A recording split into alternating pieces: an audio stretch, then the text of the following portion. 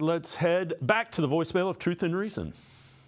Dave, you know how Browns fans are, and I don't want to put the cart before the horse, but if Flacco takes us deep to the playoffs or even takes us to a Super Bowl, this ain't Philadelphia. They won't just be able to discard Joe Flacco without major uprising from the fans. I mean, if he continues to put up these kind of numbers and the team continues to buy into him, do you set a competition next year with a quarterback that's making $60-some million a year with Deshaun Watson, or what do you do? Because to me, it looks like physically Joe Flacco could have another 3 or more years. His arm has not changed from what it was when he was with Baltimore.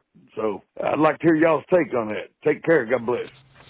As always, appreciate all of the voicemails. Fred, I don't see a situation where they set up any type of quarterback competition.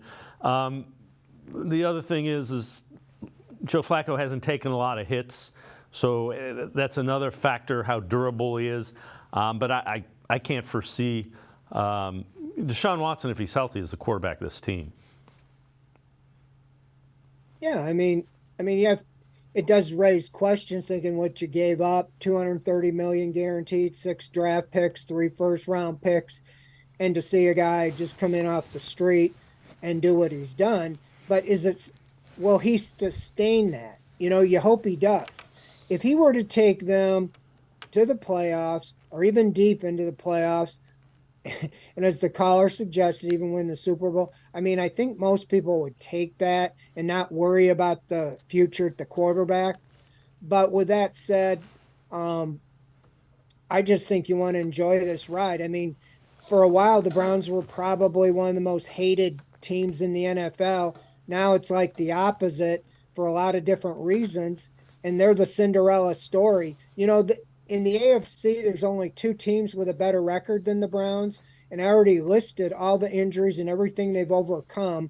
To be 8-5 is unbelievable. So just kind of enjoy this now. The task at hand now is to beat the Bears and put yourself in the position to make the playoffs, and then anything could happen.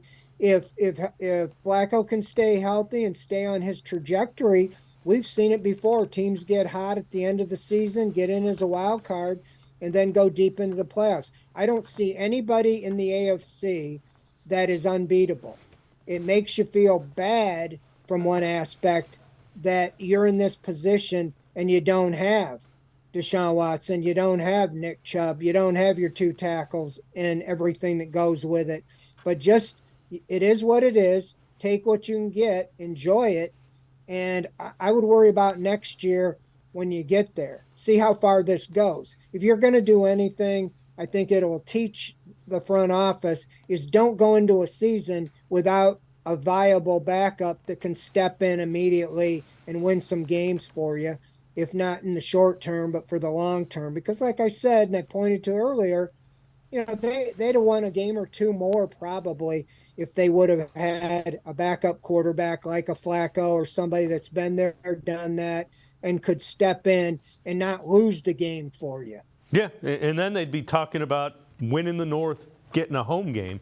But yeah, you know what? If they go deep in the playoffs, those are good problems to have.